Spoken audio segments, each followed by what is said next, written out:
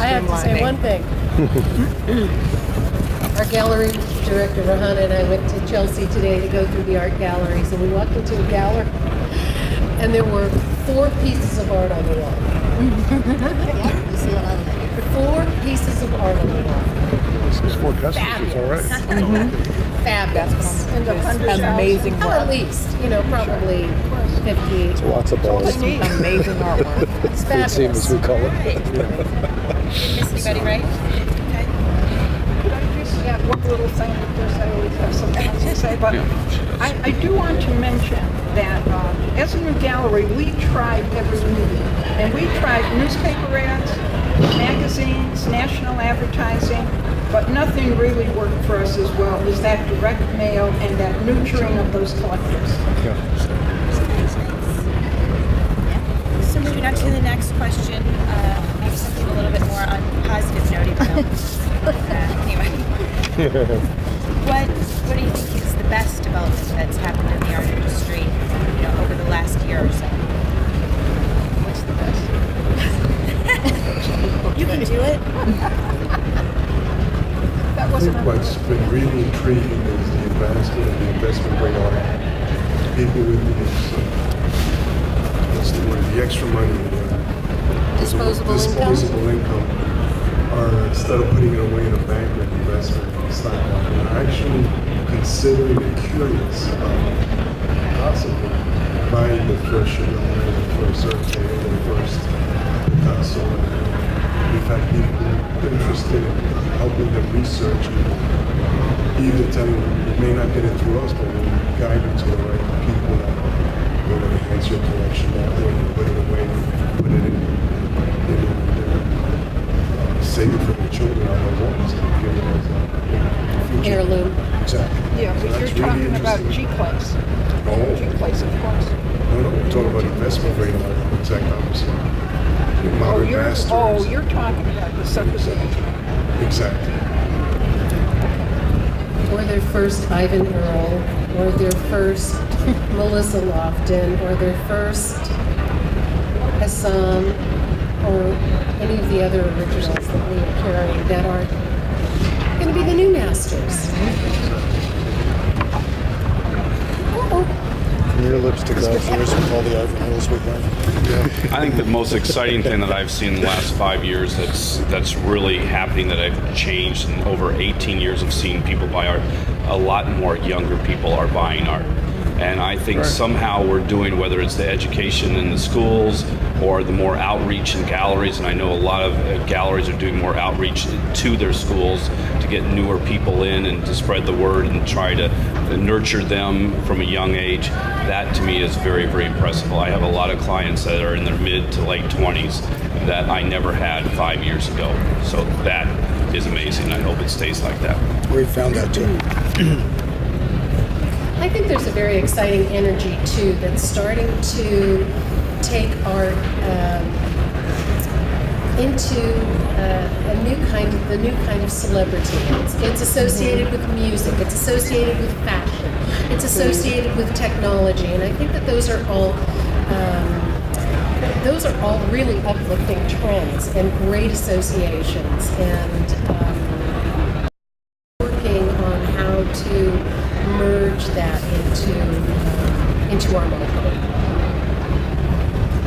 We're just in the process of starting a new collectors club, and we're also instituting a program where you can buy on time. We never did this before. People asked us for it, so we're now in the process of formulating that whole system. And the other thing is, yes, we are now showing our we have people will come in. Who are the new upcoming artists? What will be an investment?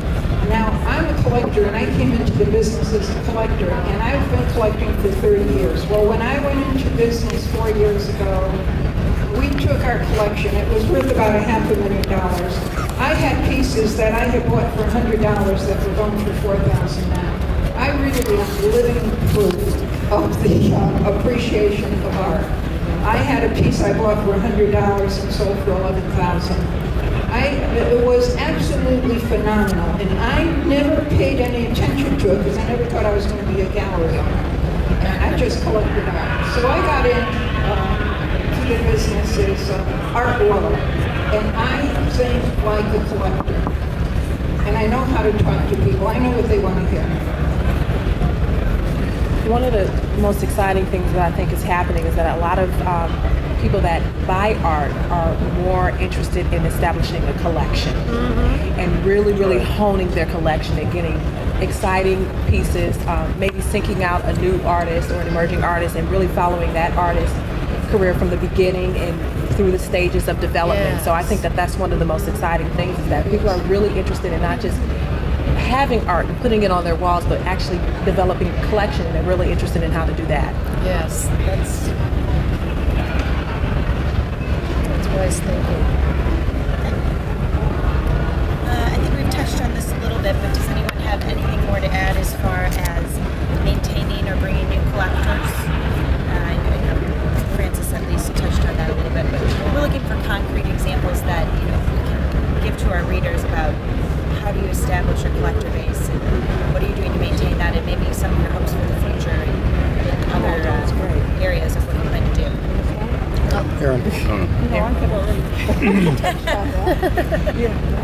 I think this is tied kind of into the economic downturn that people have hearing about.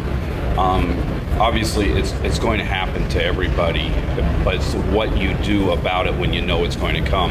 And I don't want it to come to my gallery, so I have done something that I've never done, and that is hire a PR company.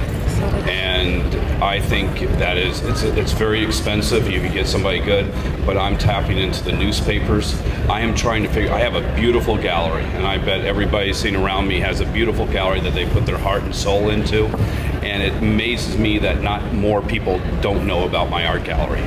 And I am very good with the media, but that's not my job every day. And hiring a PR company to get me in more magazines, to get me in newspapers, get me on TV, for more exposure in my own neighborhood, my own city, I think that will be money well spent. And I have to tell you, I'm excited. It's the new life of this new PR person making me excited to go to work, and how I'm going to get new exposure and new clients. I'm kind of eager to go to work every day. So.